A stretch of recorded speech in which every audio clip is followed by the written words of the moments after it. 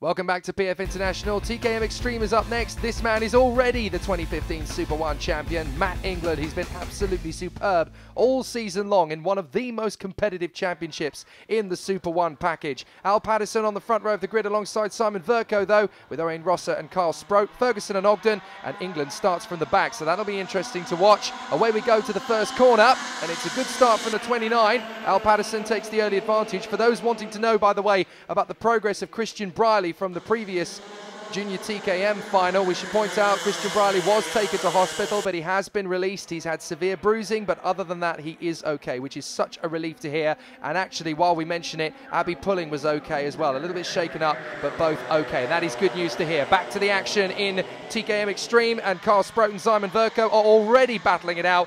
Meanwhile, Owain Rosser is trying to get the lead off the 29 of Al Patterson. The two rookies battling it out front. So I think it has been decided that Al Patterson is a rookie. Been decided by people other than me, obviously. It's a bit contestable, isn't it? His dad came up to me, I think, at, where was it, Shannington, and said, yeah, he's definitely a rookie. I'll put £20,000 down if somebody wants to debate me on that one. And I thought, well, I did turn to him and say, well, Al told me himself he'd raced in many matches, but anyway, I'm not getting involved. No. Al Patterson is a rookie.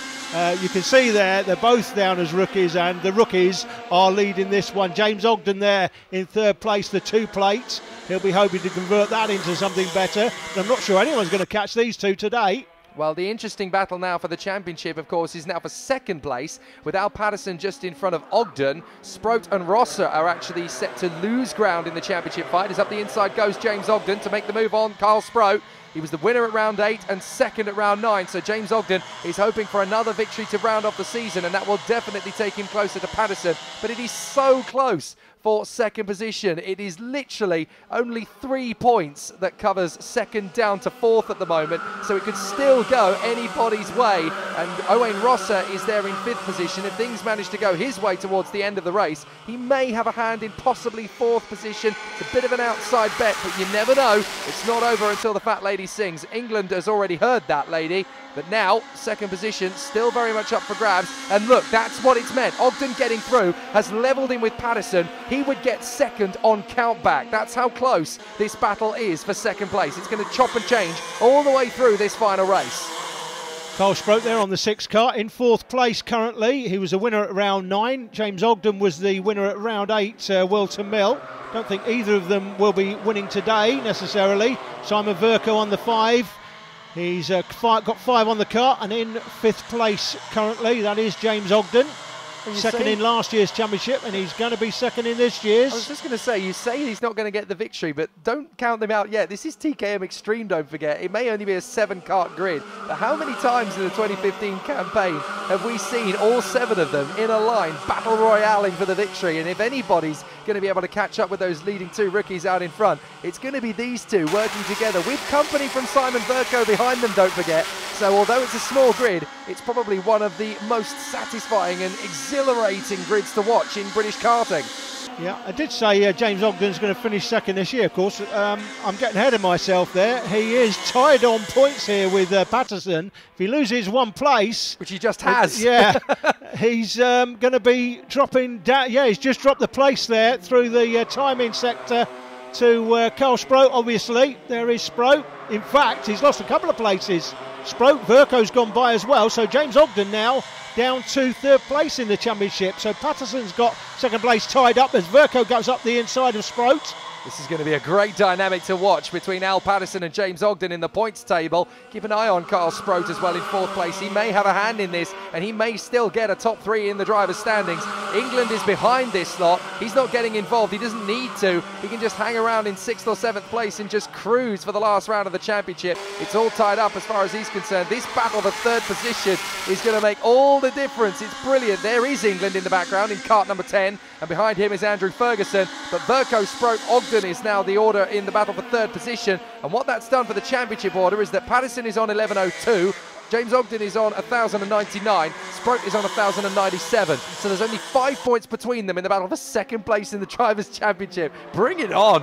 Yeah, no, Owain Rosser, well, he can't do anything more than he's done already as Ogden slides up the inside of Carl Sproat, so Ogden gets some points back. That's going to put him 1 point behind, I think, when he goes across the line, potentially. Yeah, and it's going to drop Sproat a couple as well, so they're going to swap points almost as they come through. Patterson still leading the race, of course, and that's critical, but if Rosser gets through, that will change the battle for second position. That could even put James Ogden right on his tail, so it's crucial for Patterson out in front to stay in front of Owain Rosser. So you may think, well, those two out in front, there's the interest gone. If anything, it's up to Al Patterson to make sure he doesn't succumb to the pressure of Owain Rosser. Verco now third, Ogden fourth, and look what that's done. Ogden is now just 2 points back from Patterson. It's now or never, really. He can make another overtaking move, and if Patterson loses the lead to Rosser, well, it's going to be decided on countback. Yeah, there's 2 points between first, second, third and fourth, and here comes Ogden up the inside. This will put him on 11.02.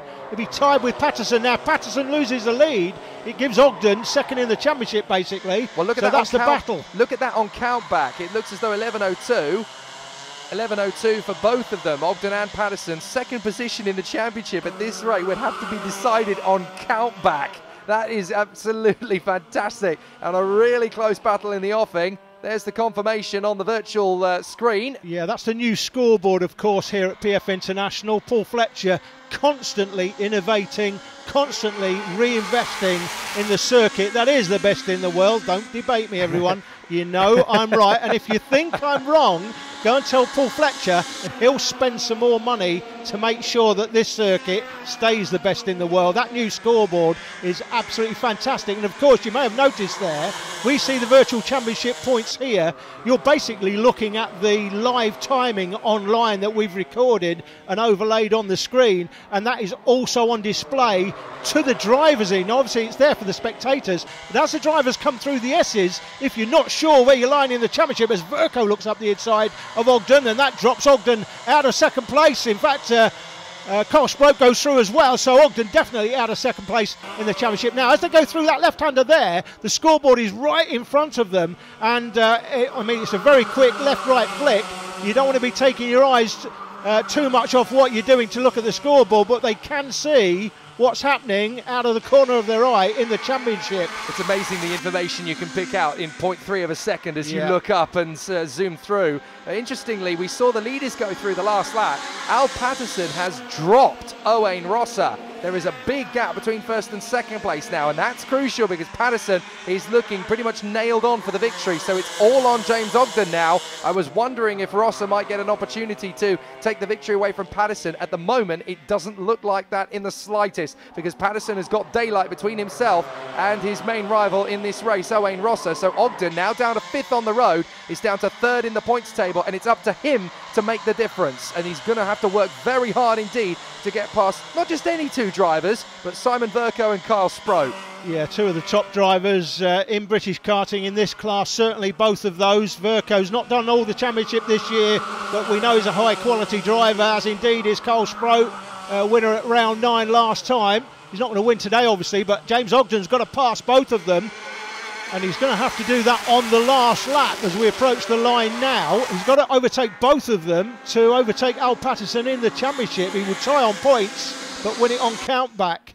Well, look at this guy out in front, Al Patterson. He has been absolutely dominant in this race and exactly when he needed to be. This is the mark of a great racing driver. The championship is already over, but this guy needed to pull out the stops to get second position in fine form. And look at him, he has absolutely dropped Owain Rosser. It's almost as if the 53 has thrown the anchor out of the side of the kart and just let him go. And he looks so smooth around this circuit as well. It's very strong. Now we've got the battle raging as Ogden goes to the right and tries to zoom around the outside of Verco and Sproat. Matt England is just sat there in 6th position watching it, and that's a mark of a great champion as well. He knows there's a battle on the line here. He's not going to throw his weight into the mix here. He's not going to mess anything up. He's just going to allow it to play out and come home behind them. As Al Patterson out of the final turn, a dominant victory. You could just about see the four of them making their way through the Mike Wilson complex in the background. Who's going to get this 3rd place? Verco's just in front of Ogden, I think. As they come out of the final turn, it's going to be Verco to the line. Verco's just going to get there in front of Ogden, Sproat, England and Ferguson. What a finish to the season. All weekend, you were struggling for setup and yet managed to win every race. Then you seemed to hit the final, second final at the sweet spots. How was your race? Well, we've been dominant all weekend, really. But, I mean, we didn't really struggle with setup at all, really. We've been quick from the start, but it's a good end to the season, really, for us, because we've had so much bad luck. I'd also like to thank Adrian Game for all his support and help this year. I wouldn't have done it without him. My dad for all his financial support, and my brother Ed for mechanicking. Yeah, I mean, it's been, you know, there's only 7 of you on the grid. There's been 9 or 10 at some points this year. It's been a small grid, but my word, the racing has been absolutely superb. How does it feel to have been involved in such a close-fought championship?